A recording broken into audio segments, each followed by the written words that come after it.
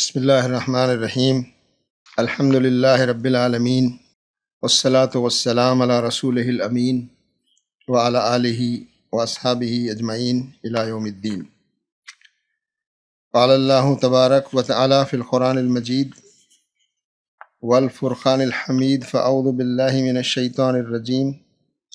بسم اللہ الرحمن الرحیم۔ وَأَمَّا مَا يَنْفَعُ النَّاسَ فَيَمْكُثُ فِي الْأَرْضِ كَذَلِكَ يَضْرِبُ اللَّهُ الْأَمْثَالَ۔ وقال تعالی وَتَعَاوَنُوا عَلَى الْبِرِّ وَالتَّقْوَى وَلَا تَعَاوَنُوا عَلَى الْإِثْمِ وَالْعُدْوَانِ وَاتَّقُوا اللَّهَ إِنَّ اللَّهَ شَدِيدُ الْعِقَابِ۔ وقال تعالی یا ایھا الرسول بلغ ما انزل الیک من ربک وان لم تفعل فما بلغت رسالته واللہ یعصمک من الناس ان اللہ لا یہدی القوم الکافرین۔ صدق اللہ العظیم۔ حمد و ثنا بڑائی و کبریائی اللہ رب العالمین ہی کے لیے ہے۔ درود و سلام تمام انبیاء کرام پر، خصوصاً آخری نبی حضرت محمد مصطفیٰ صلی اللہ علیہ وسلم۔ محترم ذمہ داران مرکز اور آج کے اس پروگرام میں شریک محترم بزرگوں، بھائیوں اور نوجوان دوستوں، آج کی ہماری گفتگو کا عنوان جیسا کہ آپ نے سنا کہ ملک کی تعمیر و ترقی، اس میں مسلمانوں کا مطلوبہ کردار،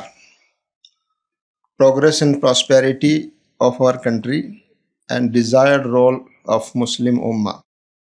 ظاہر ہے عام طور پر ہم جب ملک کے حالات پر بات کرتے ہیں تو ملک میں موجود مسائل، ملت کے سامنے درپیش چیلنجز اور ان کا کیسے مقابلہ کیا جائے، اس طرح کے عنوان پر ہم زیادہ گفتگو اور بات چیت کرتے ہیں۔ تو یہ مناسب سمجھا گیا کہ ایک مثبت انداز میں اس پہلو پر غور کیا جانا چاہیے کہ ہمارا یہ اپنا ملک عزیز جو بہت قدیم بھی ہے اور بہت وسیع بھی ہے، اور یہاں پر ہم جانتے ہیں کہ ایک تکثیری سماج ہے، ڈائیورسٹی ہے، مختلف مذاہب کے لوگ یہاں رہتے ہیں، مختلف روایات ماننے والے لوگ یہاں رہتے ہیں، زبانیں الگ الگ ہیں، اور بہت ہی وسیع و عریض ملک ہے۔ اور اس ملک میں امت مسلمہ ایک اچھی تعداد میں، یعنی تقریباً 20 سے 25 کروڑ کی آبادی امت مسلمہ کی ہمارے اپنے اس ملک میں ہے۔ ملک کی آبادی اب تقریباً 145-146 کروڑ تک پہنچ گئی ہے۔ ملک کے سماجی اور سیاسی حالات ہمارے سامنے ہیں اور بار بار ہم ان پر گفتگو بھی کرتے رہتے ہیں۔ اس وقت ہمیں اس بات پر غور کرنا ہے کہ مسلمانوں کا کردار، مطلوبہ کردار، ملک کو بہتری کی طرف لے جانے میں، ملک کی تعمیر میں، اس کی ترقی میں، اس کی خوشحالی میں، اور اس کو صحیح رخ پر لے جانے میں ہم مسلمانوں کا اس ملک میں کیا کردار ہونا چاہیے، اسلام کی روشنی میں، قرآن کی روشنی میں، اس کا ہم جائزہ لیں اور غور کریں۔ پہلی بات تو ہمیں اس پر غور کرنا ہے کہ اس ملک سے اور یہاں کی ملک کی عوام سے ہمارا رشتہ اور تعلق، اس کو ٹھیک سے ڈیفائن ہونا اور اس پر ہمارا عمل ہونا، یہ بہت اہم اور ضروری ہے۔ عام طور پر یہاں جو حالات پیدا ہوئے ہیں پچھلے آزادی کے بعد سے، اس کے بعد سے مسلمان جس انداز میں عام طور پر سوچتا ہے یا اسے سوچنے پر مجبور کیا گیا ہے حالات کی وجہ سے، اور بعض تحریکیں جو اس ملک کو ایک خاص رنگ میں رنگنا چاہتی ہیں، ایک خاص طرح کا ملک بنانا چاہتی ہیں، وہ جان بوجھ کر اس کی کوششیں کر رہی ہیں کہ مسلمان اس طرح سے سوچے، اور نہ سوچتا ہو تو بھی وہ اس بات کو عام کیا جاتا ہے کہ مسلمان اس طرح سے سوچتا ہے، یعنی اس ملک سے وہ اپنا تعلق جیسا ہونا چاہیے گہرا ویسا نہیں رکھتا، ایسا محسوس کرایا جاتا ہے اور ایسا ماحول بنانے کی کوشش کی جاتی ہے۔ تو اس لیے یہ بات بہت ضروری ہے کہ ہمارے اپنے ذہنوں میں بھی یہ بات واضح رہے کہ یہ ملک دراصل ہمارا اپنا ملک ہے۔ اس کو بنانے میں، اس کو آزاد کرانے میں، اور جو کچھ یہ ملک آج ہے اس کی تعمیر ترقی میں ہمارے آباء و اجداد کا ہمارا رول رہا ہے۔ یہاں کی عوام بھی ہماری اپنی عوام ہے، یہاں کے لوگ بھی ہمارے اپنے لوگ ہیں۔ حالات نے کچھ ایسی شکل بنا دی ہے کہ ہم اور وہ کی تقسیم جو ہے وہ ہمارے ملک میں عام کی جا رہی ہے، یعنی ہم الگ ہیں، وہ الگ ہیں، اور ایک گروہ تو ہے جو یہ سب کرنا چاہتا ہے، لیکن ہمارے ذہنوں میں بھی میں سمجھتا ہوں کہ یہ بات صاف رہنی چاہیے کہ ہم اور وہ کا مسئلہ نہیں ہے۔ یہ جو نیریٹو ہے ہم اور وہ، ہم الگ ہیں وہ الگ ہیں، یا ہم کسی کے حریف ہیں، مقابل ہیں، یا ہمارا کسی سے مقابلہ یا کمپٹیشن ہے، یا ہمارا کوئی دشمن ہے، یہ جو فکر ہے میں سمجھتا ہوں کہ اس کو درست کرنے کی ضرورت ہے۔ یہ پورا ملک ہمارا اپنا ملک ہے، یہاں کی عوام ہماری اپنی عوام ہے، یہاں کے لوگ ہمارے اپنے لوگ ہیں۔ یہ الگ بات ہے کہ اللہ تعالیٰ نے ہمیں وہ ہدایت اور روشنی عطا فرمائی اسلام کی، جس پر ہم اللہ تعالیٰ کا شکر ادا کرتے ہیں کہ اللہ تعالیٰ نے 145 کروڑ کی اس آبادی میں اللہ نے ہم کو منتخب کیا، ہمارے دلوں کو نور ہدایت سے منور فرمایا، ہمیں اسلام عطا فرمایا۔ باقی جو بڑی آبادی اس نعمت سے اور اللہ کے اس فضل سے اور اللہ کی اس رحمت سے محروم ہے، وہ بھی ہمارے اپنے لوگ ہیں، وہ قابل رحم ہیں، ہمارے اپنے لوگ ہیں، قابل رحم ہیں، وہ اندھیرے میں ہیں۔ ہاں، کچھ لوگ وہ بھی ہیں ہمارے اپنے لوگوں میں جو جان بوجھ کر اسلام اور مسلمانوں کے خلاف نفرت بھی پھیلا رہے ہیں، ہم کو دشمن بھی سمجھتے ہیں، اور وہ چاہتے ہیں کہ مسلمان یہاں اپنی شناخت کو، اپنی اسلامی پہچان کو، اپنی اسلامی روایات کو چھوڑ دے اور اسی معاشرے میں گھل مل جائے جس طرح اور طبقات اور دوسرے گروہ مل گئے، اور وہ منظم کوششیں پچھلے 100 سالوں سے کر رہے ہیں۔ لیکن یہ بات ماننی ہوگی ہمیں کہ وہ سب بھی ہمارے اپنے لوگ ہیں، راہ سے بھٹک گئے ہیں، غلط راستہ اپنا لیا ہے، غلط نظریہ انہوں نے اختیار کر لیا ہے، اور وہ نظریہ نہ اس ملک کے لیے بہتر ہے نہ ان کے خود کے لیے بہتر ہے۔ یہ نظریہ تنگ نظری پر مبنی نظریہ ہے، تنگ دلی پر مبنی نظریہ ہے، اور یہ نظریہ حسد اور کینہ کی بنیاد پر بنا ہوا یہ نظریہ ہے۔ آپ دیکھیں گے مختلف جو واقعات ہو رہے ہیں اور جو چیزیں آج حکومت کے ذریعے سے کی جا رہی ہیں کیونکہ آج حکومت انہی کی سرپرستی اور نگرانی میں ہے، تو اس سے بات صاف نظر آتی ہے کہ اس میں حسد کا پہلو ہے، اس میں مقابلے اور احساس کمتری کا پہلو ہے۔ وہ اپنے آپ کو احساس کمتری میں محسوس کرتے ہیں۔ اسلام کی جو خوبیاں ہیں، اسلام کی جو ویلیوز ہیں، ان کو جب وہ دیکھتے ہیں اور اپنے معاشرے اور اپنی روایات کو دیکھتے ہیں تو ان کو یہ محسوس ہوتا ہے کہ ہم کمتر ہیں۔ لہٰذا بجائے اس کے کہ وہ اسلام کی ان ویلیوز کو اور اسلام کی اس وسعت کو پہچانتے اور اس سے استفادہ کرتے، اس کے مقابلے میں وہ اس سے نفرت کا اور حسد کا اور اس کے ماننے والوں سے دشمنی کا رویہ انہوں نے اختیار کیا۔ یہ ہماری بد نصیبی ہے اور یہ ایک بڑا چیلنج بھی ہے ہمارے سامنے۔ لیکن یہ بات ہمارے سامنے رہے، یہ ملک اور اس ملک کی عوام ہماری اپنی عوام ہے اور اس سے ہمارا گہرا رشتہ ہے۔ قرآن کریم ہماری رہنمائی فرماتا ہے کہ انبیاء کرام جس طرح سے اپنی قوم کو خطاب کرتے تھے وہ یا قومی کا لہجہ ہوتا تھا، اے میری قوم کے لوگوں، اے میرے لوگوں، یا ہم آج کہہ سکتے ہیں اے میرے وطن کے لوگوں یا میرے دیش واسیوں۔ اس میں جو اپناپن ہے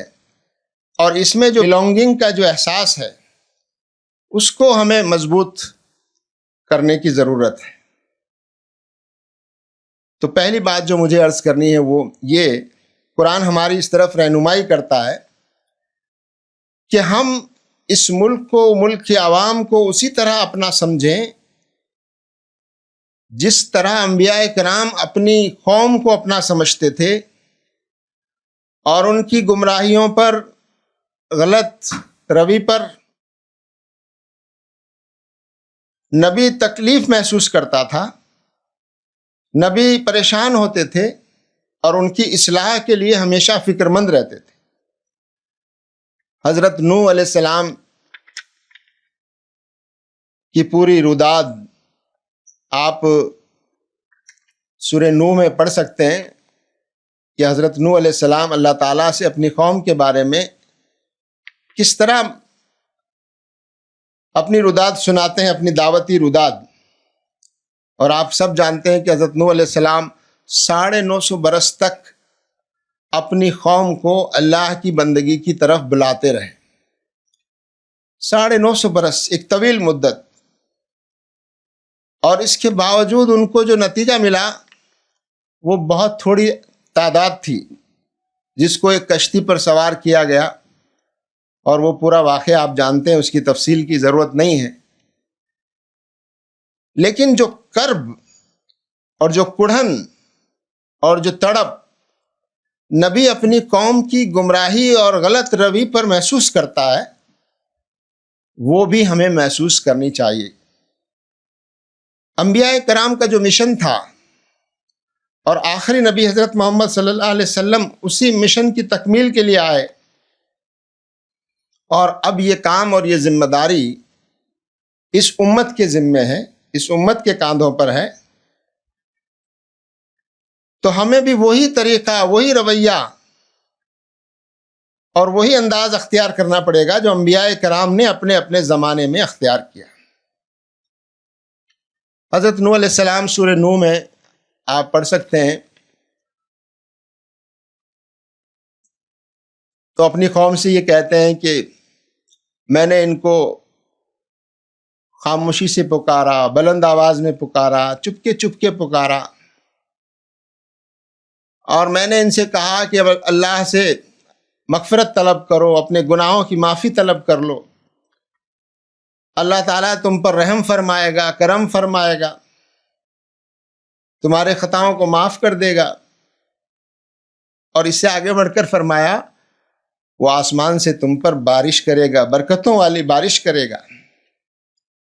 آسمان سے برکتوں والی بارش کرے گا اگر تم اللہ کے آگے جھک جاؤ، اگر تم اللہ سے توبہ کر لو، استغفار کر لو، وہ تمہیں مال اور اولاد سے نوازے گا، وہ مال اور اولاد کی دولت سے، زینت سے تمہیں آراستہ کرے گا۔ اس سے بات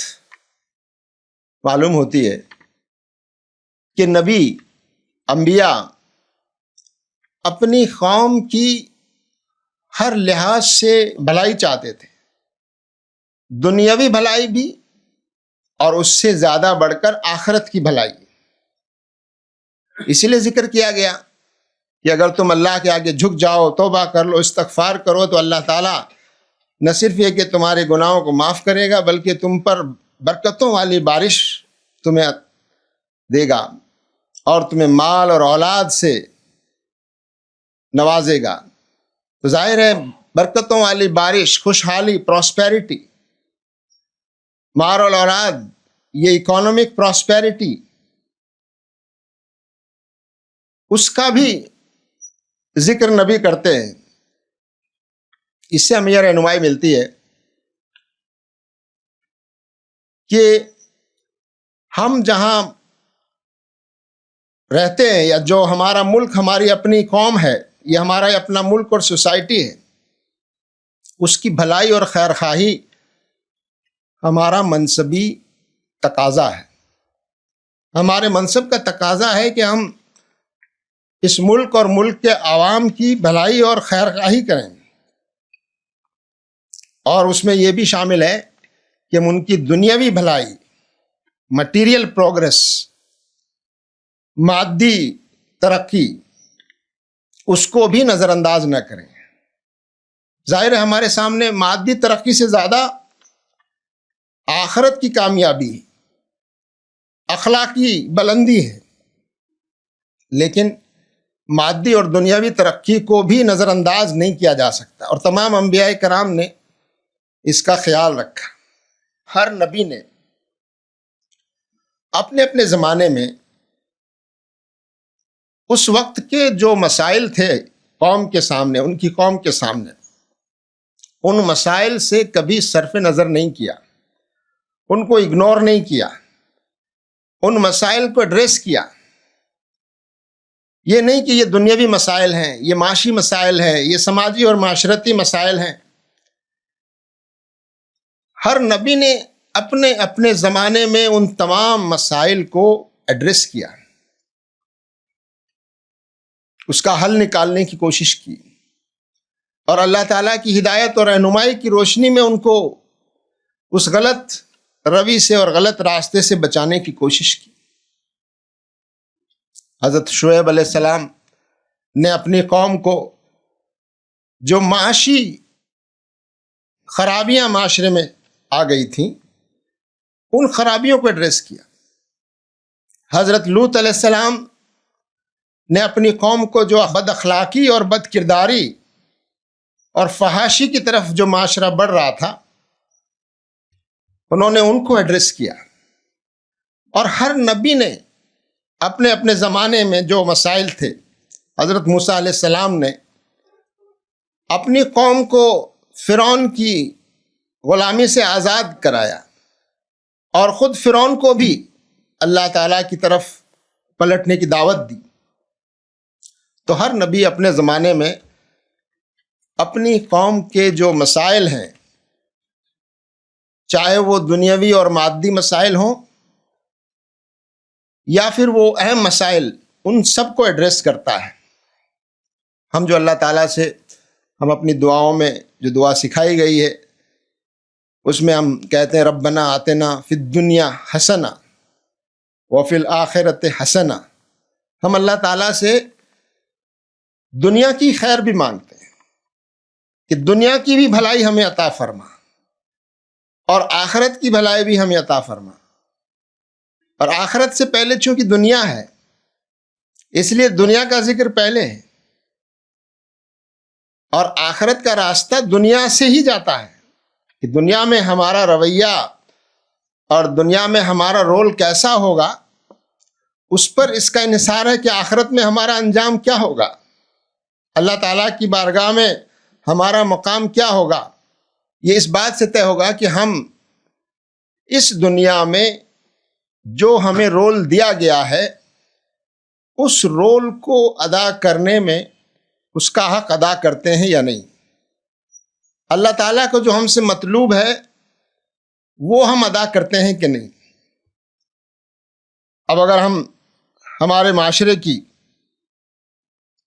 مادی ترقی اور خوشحالی پر ایک نگاہ ڈالیں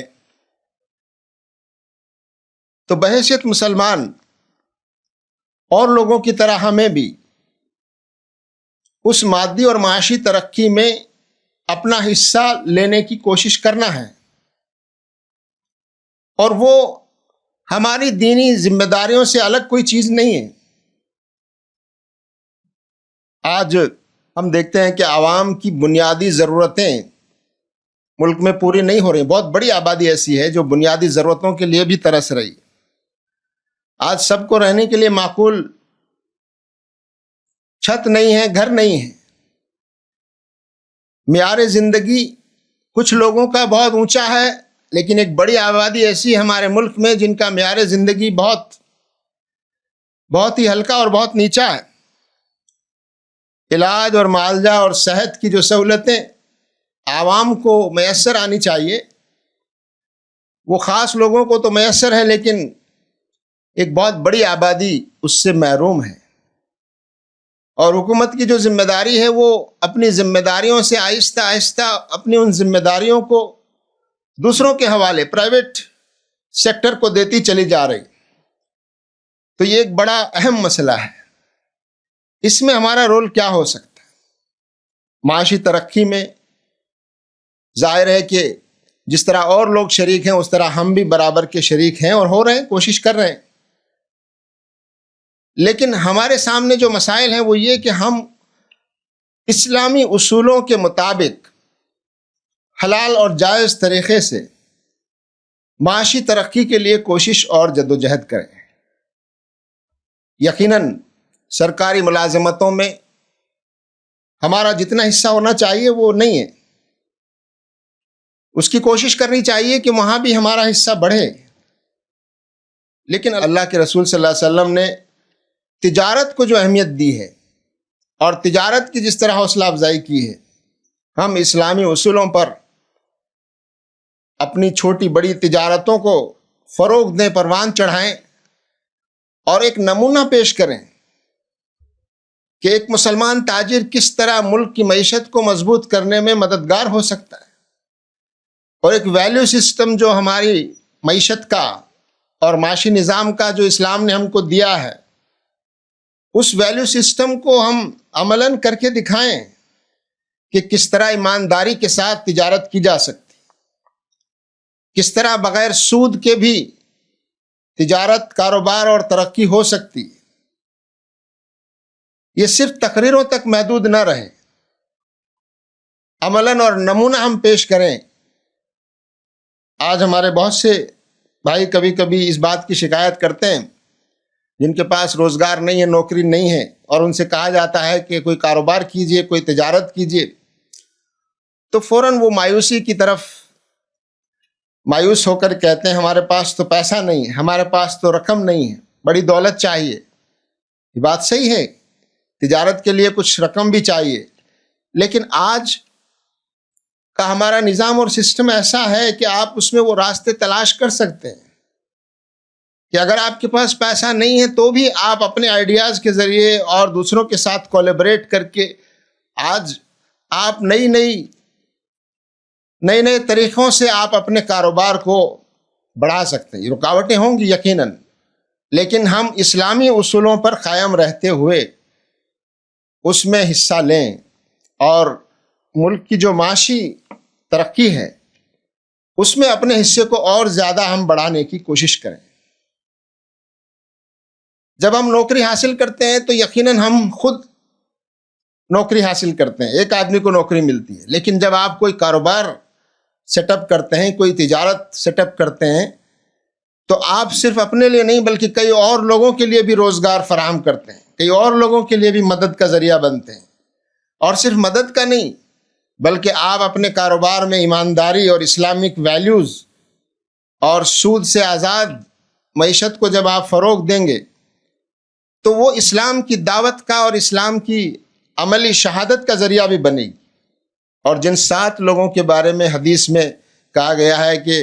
اس دن جب اللہ کے سائے کے سوا کوئی اور سایہ نہیں ہوگا، 7 قسم کے لوگ ہوں گے جن کو اللہ تعالیٰ اپنے خصوصی سائے میں جگہ دے گا. ان میں سے ایک ایماندار تاجر بھی ہے. ایماندار تاجر کو بھی وہ مقام دیا گیا ہے. تو اگر ہمارے لیے ملازمتوں کے راستے تنگ ہو رہے ہیں یا تنگ کیے جا رہے ہیں تو اس کی طرف دوڑنے کے بجائے ہم اچھی چھوٹی بڑی تجارتیں اور اس میں آگے بڑھنے کی ہم کوشش کریں. اسلام ہمیں اس طرف رہنمائی کرتا ہے. کسی ملک کی تعمیر و ترقی میں سائنٹیفک ڈیولپمنٹ اس کا بھی ایک بڑا اہم رول ہے. الحمدللہ ہمارا ملک آج سائنسی اعتبار سے بہت اوپر ہے، بہت آگے جا رہا ہے ہر میدان میں، چاہے وہ اسپیس سائنس کا میدان ہو یا انرجی کا میدان ہو یا ٹیکنالوجی ہو، کمیونیکیشن یا کمپیوٹر یا سافٹ ویئر کا میدان ہو. ہر میدان میں ہم آگے بڑھ رہے ہیں، لیکن ہمارا بھی اس میں حصہ جتنا ہونا چاہیے وہ اتنا نظر نہیں آتا. اور اس کی بنیادی وجہ بھی یہی ہے کہ ہم اعلیٰ تعلیم اور ہائر ایجوکیشن کی طرف ہمارا رجحان کم ہے. ہم اپنے بچوں کو، نئی نسل کے لوگوں کو ریسرچ میں اور اعلیٰ تعلیم کے لیے، ہائر ایجوکیشن کے لیے ہم پروموٹ کریں. ہمارے یہاں پی ایچ ڈی ہولڈرز اور ریسرچ کرنے والوں کی تعداد میں اضافہ ہونا چاہیے. کسی ملک کے بارے میں اگر یہی ایک پیمانہ ہوتا ہے کہ وہاں 1 لاکھ کی آبادی پر کتنے لوگ پی ایچ ڈی ہولڈرز ہیں، کتنے لوگ ریسرچ کے میدان میں آگے ہیں، اس لحاظ سے ہمارا ملک بہت پیچھے ہے. لیکن ملک بہت پیچھے ہونے کے ساتھ ساتھ اس میں ہم مسلمانوں کا شیئر اور بھی زیادہ کم ہے. لہذا اس بات کی ضرورت ہے کہ ہم ہائر ایجوکیشن اور سائنس اور ٹیکنالوجی کے میدان میں ہم آگے بڑھیں. اسی طرح سے جو چھوٹی انڈسٹریز ہیں، کوٹیج انڈسٹریز وغیرہ، یقیناً حکومت کی بہت ساری پالیسیوں نے اس میں رکاوٹیں پیدا کی ہیں، لیکن ہم راستے نکال سکتے ہیں اور ان انڈسٹریز کو نئے انداز میں، نئی ٹیکنیک کے ساتھ، کیونکہ مسلمانوں کے پاس ایک جو خاص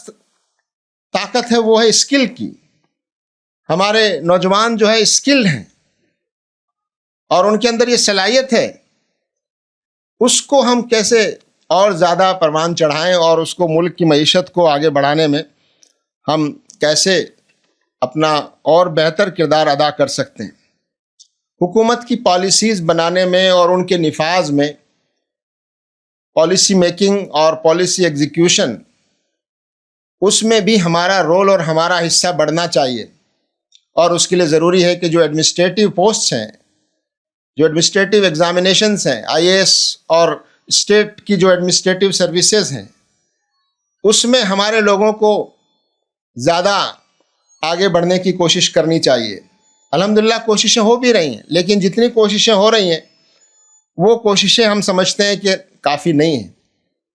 کیونکہ اگر ہمارے نوجوان اسلامی ذہن رکھتے ہوئے، اسلامی سوچ کے ساتھ وہ ان اہم عہدوں تک جائیں گے تو وہ حکومت کی پالیسی بنانے میں، پالیسی میکنگ میں اپنا اہم کردار ادا کریں گے، اور کوئی نہ کوئی سے وہاں ہوگا. یقیناً دشواریاں ہیں، لیکن اس کے باوجود ہمیں اس طرف توجہ دینے کی ضرورت ہے. ایک اور اہم پہلو جو ملک کی تعمیر اور ترقی کے لیے بہت اہم ہے وہ یہ کہ ہمارا ملک، جیسا کہ میں نے عرض کیا، ہمارا ملک ایک ایسا ملک ہے جہاں تکثیریت ہے، پلورل سوسائٹی ہے، ڈائیورسٹی ہے. اور اس کے لیے جو ہمارے ملک میں جو آئین اور دستور ہم نے بنایا، اس کی جو ویلیوز ہیں، اس کی جو اقدار ہیں، ان اقدار کو مضبوط کرنے میں بھی ہم اپنا اہم رول اور کردار ادا کریں. یقیناً ان اقدار کو آج پامال کرنے کی کوشش کی جا رہی ہے، اور وہ اقدار ہیں کہ سب کے ساتھ برابری کا سلوک ہو، ایکوالٹی. یہ ہمارے آئین کی ایک بہت اہم قدر ہے. فریڈم اینڈ لبرٹی، سب کو آزادی ہو اس بات کی کہ وہ اپنی پسند کا مذہب، اپنی پسند کا عقیدہ اور اپنی پسند کی فیت اختیار کر سکے. اور اس پر عمل آزادی کے ساتھ کر سکیں اور اس کو پروپیگیٹ کر سکیں، سب کے ساتھ جسٹس ہو، انصاف ہو، عدل ہو، اور آپس میں سب لوگ مل کر آپسی بھائی چارے کے ساتھ فریٹرنیٹی، یہ جو 4 ویلیوز ہمارے دستور میں دی گئی ہیں، ان کا اسلام سے کوئی ٹکراؤ نہیں ہے، یہ تمام اسلام کی ویلیوز بھی ہیں۔ لہذا ان کو فروغ دینے میں اور ان کے لیے اویئرنیس پیدا کرنے میں ہم کو اپنا اہم کردار ادا کرنے کی ضرورت ہے۔ میڈیا آج کے زمانے میں بہت اہم کردار ادا کرتا ہے، ماحول بنانے میں، رائے بنانے میں، کسی کے بارے میں منفی اور مثبت رائے پیدا کرنے میں، اور ڈیموکریسی میں اس کو 4th پلر آف ڈیموکریسی کہا گیا ہے۔ ظاہر ہے میڈیا کا ایک بڑا حصہ آج حکومت کا غلام بن چکا ہے، اور وہ حکومت کی تعریف کے علاوہ کوئی اور چیز اس کے سامنے نہیں ہے۔ ایسا میڈیا کسی ملک کی جمہوری فضا کو اور جمہوری نظام کو مضبوط نہیں کر سکتا۔ لہذا ہمارے نوجوانوں کو چاہیے کہ وہ آج کے دور کا جو ڈیجیٹل میڈیا ہے، اور جس میں بہت سارے لوگ الحمدللہ، دلی میں تو کافی لوگ ایکٹیو ہیں اس میں، لیکن پورے ملک میں ہمیں اس بات کی کوشش کرنی چاہیے کہ ہمارے نوجوان جو ٹیلنٹڈ لوگ ہیں وہ میڈیا کے میدان میں آگے آئیں، اچھے تعلیم یافتہ، اچھے جو اعلیٰ قسم کے جو ہمارے انسٹیٹیوشنس ہیں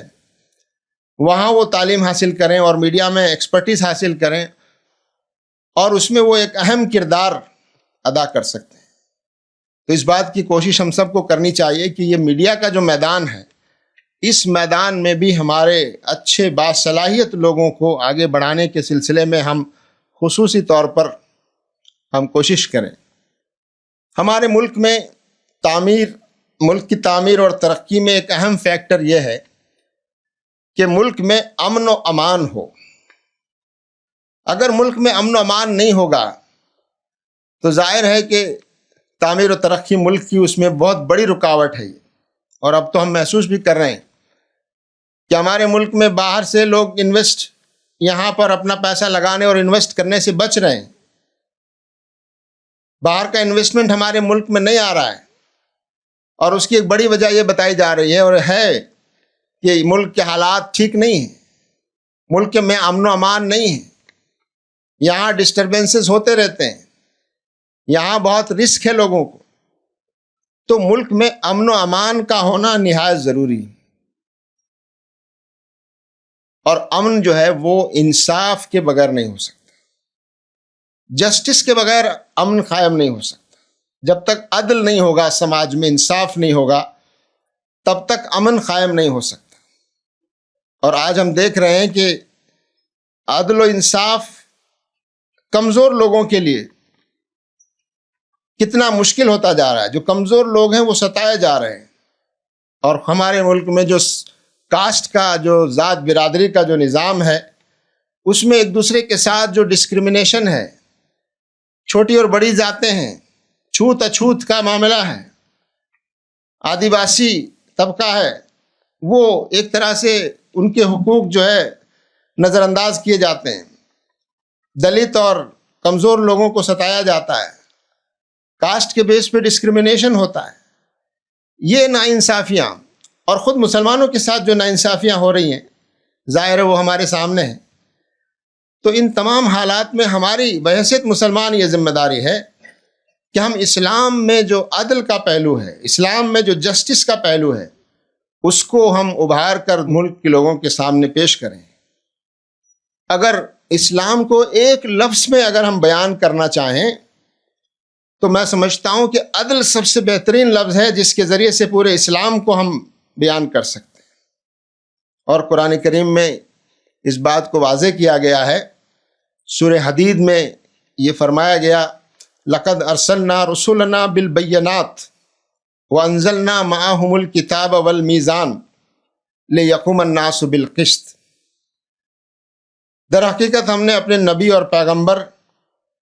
واضح نشانیوں کے ساتھ بھیجے، اور ان پر کتابیں نازل کی، اور ان کو میزان عطا کیا، ترازو عطا کیا، پیمانہ عطا کیا، لیقوم الناس بالقسط، تاکہ انسانوں کے درمیان، انسانی سماج میں عدل قائم ہو سکے۔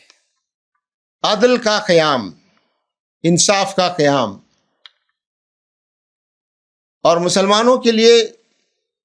تو یہ ان کی دین کی بنیاد ہے کہ جہاں کہیں بھی وہ ناانصافی دیکھیں اس کے خلاف آواز اٹھائیں۔ آج ہمارے ملک میں انسانی عظمت اور وقار جس طرح مجروح ہو رہا ہے، پامال ہو رہا ہے، ہماری یہ ذمہ داری ہے خاص طور سے مسلمانوں کی کہ ہم لوگوں کے سامنے اسلام کا وہ انسانی عظمت کا تصور لوگوں کے سامنے پیش کریں جس میں یہ بات بتائی گئی لقد کرمنا بنی آدم، کہ ہم نے انسانوں کو تکریم عطا فرمائی، عزت عطا فرمائی، ہر انسان کو عزت ملے، ہر انسان کو اس کا وقار حاصل ہو۔ تو اسلام کا عدل کا جو پہلو ہے اور انسانی عظمت کا جو پہلو ہے، اس پہلو کو ہم یہاں کے سماج اور معاشرے میں ابھاریں، اور صرف واعظ و نصیحت اور تقاریر کے ذریعے نہیں بلکہ عملاً ہمارا عمل، ہمارا رویہ، ہمارا ان لوگوں سے ملنا جلنا، جن لوگوں کو اچھوت سمجھا جاتا ہے، جن لوگوں کو کمزور سمجھا جاتا ہے، ان سے ہمارے رابطے اور ان کے ساتھ ہمارا سلوک یہ لوگوں کے سامنے ایک نمونہ پیش کرے گا کہ اسلام کی تعلیمات کیا ہیں۔ اور جہاں کہیں ظلم ہو رہا ہو، کسی پر بھی ہو رہا ہو، کسی کی طرف سے بھی ہو رہا ہو، ہمارا طریقہ یہ ہو کہ ہم ظلم کے خلاف کھڑے ہوں، ناانصافی کے خلاف کھڑے ہوں، مظلوم کا ساتھ دیں، مظلوم کے ساتھ کھڑے ہوں۔ محترم حاضرین، میں اپنی گفتگو کے اختتام کی طرف بڑھتے ہوئے یہ بات عرض کرنا ضروری سمجھتا ہوں کہ ویسے تو بہت ساری چیزیں ہیں جو ہم اپنے اس ملک کی تعمیر اور ترقی کے لیے کر سکتے ہیں، لیکن وہ خاص چیزیں جو ہمارے ہی پاس ہیں اور وہ خاص ذمہ داری جو اللہ تعالیٰ نے ہمارے اوپر عائد کی ہے، وہ ذمہ داری یہ ہے کہ اسلام جو دین رحمت ہے، اسلام جو عدل کا دین ہے، عدل قائم کرنے کے لیے آیا ہے، اسلام جو انسانوں کی عظمت کو بحال کرنے کے لیے آیا ہے، اسلام جو انسانوں کو ہر قسم کی غلامی سے آزاد کرانے کی ایک تحریک ہے، ایک لبریشن موومنٹ ہے۔ اسلام ہر قسم کی غلامی سے آزاد کرانے کے لیے اسلام ہر زمانے میں آیا، ہر قسم کی غلامی سے آزاد کرانا۔ انسانوں پر جو بوجھ ہے سماجی روایتوں کا اور ان کے پرانے رسم و رواج کا، اس بوجھ کو ہلکا کرنے کے لیے اسلام آیا ہے۔ انسانوں کو ایک فطری اور سادہ زندگی بسر کرنے کا راستہ دکھانے کے لیے اسلام آیا ہے۔ انسانی سماج کو پیچیدگیوں، پریشانیوں اور مشکلات سے نکال کر فطری اور آسان راستے کی طرف لے جانے کے لیے اسلام آیا ہے۔ اس اسلام کا تعارف اور اس اسلام کے پیغام کو لوگوں تک پہنچانا یہ ہماری بنیادی ذمہ داری۔ اور جب ہم ملک کی تعمیر اور ترقی کی بات کرتے ہیں اور خیرخواہی کی بات کرتے ہیں تو سب سے اہم بات یہ ہے کہ ہم اس سماج میں جو خرابیاں ہیں، اس سماج میں جو نابرابری ہے، اس سماج میں جو خدا بیزاری ہے، اس سماج میں جو ایک خدا کے ساتھ دوسروں کو شریک کرنے کا، شرک کا ایک جال بچھا ہوا ہے، شرک سے لت پت ہے یہ معاشرہ، اور اس کے نتیجے میں بہت سارا ظلم، مختلف قسم کے مظالم سماج میں ہو رہے ہیں، اس سے اس سماج کو نکالنے کی کوشش کرنا اور توحید کی دعوت، توحید کی روشنی اس ہندوستانی سماج اور معاشرے تک پہنچانے کی کوشش، یہ ہماری بنیادی ذمہ داری ہے۔ بہت سارے مسائل جن کا میں نے ذکر کیا، ایک بڑا مسئلہ سودی کاروبار اور سود کی معیشت کا ہے۔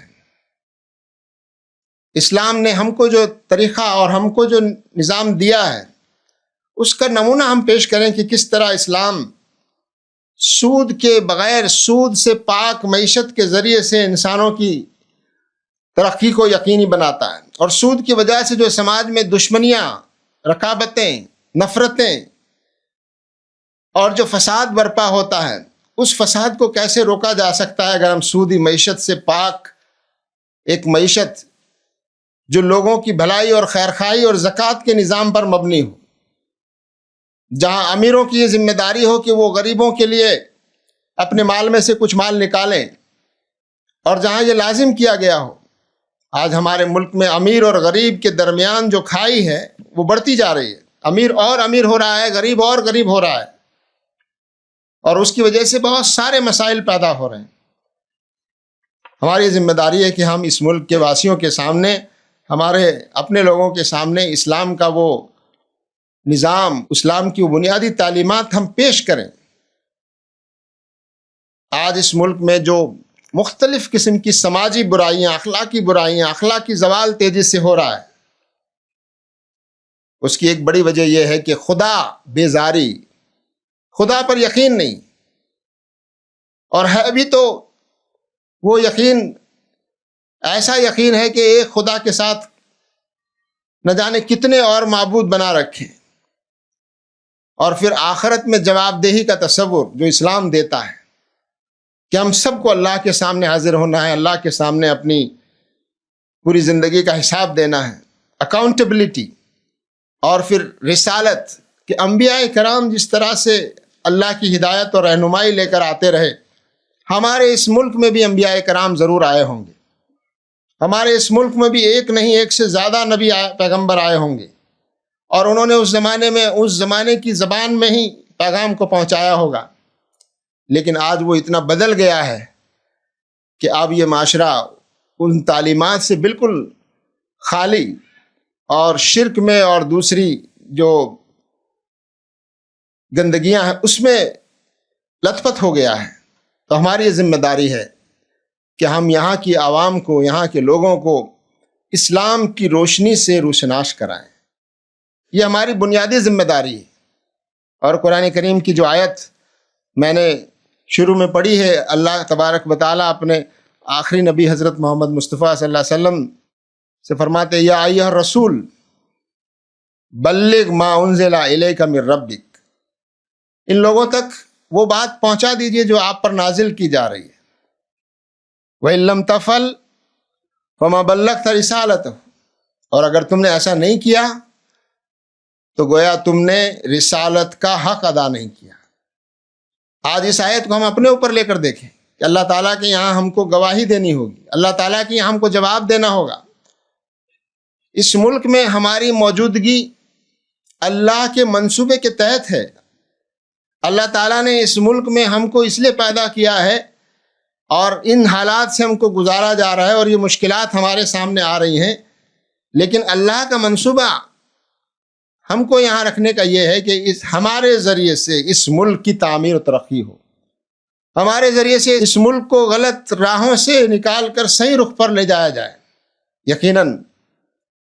مسلمانوں کو اس سطح پر آ کر سوچنے کی ضرورت ہے کہ اللہ کا جو منصوبہ ہے، اس منصوبے کا تقاضا یہ ہے کہ ہم ان حالات میں صبر کے ساتھ، تحمل کے ساتھ، مایوس ہوئے بغیر، آج مایوسی کا ماحول چاروں طرف پیدا کیا جا رہا ہے، اور ہم خود بھی مایوسی کی طرف بڑھ جاتے ہیں کئی مرتبہ۔ ہماری یہ ذمہ داری ہے کہ نہ ہم خود مایوس ہوں، اور ہم نہ صرف مسلمانوں کو مایوسی سے باہر نکالنے کی کوشش کریں، بلکہ اس ملک کے عوام کو بھی مایوسی سے باہر نکالنے کی کوشش کرنا ہماری ذمہ داری ہے۔ مایوسی اور پس ہمتی یہ اسلام کا شیوا نہیں ہے۔ قرآن کریم اور انبیاء کرام کی سیرت ہم کو بتاتی ہے کہ انہی مشکل حالات سے آگے بڑھ کر ہم اپنی ذمہ داریوں کو بہتر طریقے سے ادا کر سکتے ہیں۔ ان مشکل حالات سے ہی ہم زیادہ مواقع حاصل کر سکتے ہیں۔ ایک مثال دیتے ہوئے میں اپنی بات ختم کرتا ہوں۔ عام طور پر سمندر میں ہم سفر کرتے ہیں، اور سمندر میں طوفان ہوتا ہے، لہریں ہوتی ہیں۔ ان لہروں کی طاقت کو دشمن جو ہمارے خلاف جو چیزیں ہو رہی ہیں، اس سے مثال آپ سمجھ سکتے ہیں کہ ان لہروں کی طاقت کو آپ اپنی طاقت بنا لیں، اور ان لہروں کی جو قوت ہے اس پر سوار ہونا سیکھ لیں، تو وہی انرجی جو لہریں اگر آپ اس کو صحیح طور پر ہینڈل نہیں کریں گے تو وہی آپ کے لیے تباہی کا ذریعہ بن سکتی ہیں۔ لیکن وہی لہروں کی انرجی جو ہے وہ آپ کے سفر کو اور زیادہ تیزی سے آپ کو آگے بڑھا سکتی ہے۔ تو یہ جو مشکل حالات ہیں، یہ حالات ہم کو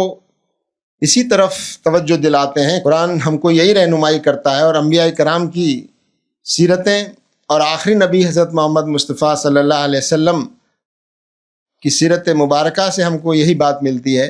کہ ہم اس ملک میں رہتے ہوئے ہم اپنے اس ملک کو ہر قسم کی تباہی سے، ہر قسم کی خرابی سے بچانے اور اس ملک کو صحیح رخ پر لے جانے میں ہماری جو بحیثیت مسلمان جو ہماری ذمہ داری ہے، اس ذمہ داری کا شعور اپنے اندر پیدا کریں اور اس ملت کو اس ذمہ داری کو ادا کرنے کے قابل بنانے کی ہم کوشش کریں۔ اللہ تعالیٰ سے دعا ہے کہ اللہ تبارک و تعالیٰ ہماری مدد اور رہنمائی فرمائے اور ہمیں اپنی ذمہ داریوں کا حق ادا کرنے کی ہم کو توفیق عطا فرمائے۔ وآخر دعوانا ان الحمد للہ رب العالمین۔ السلام علیکم ورحمۃ اللہ وبرکاتہ۔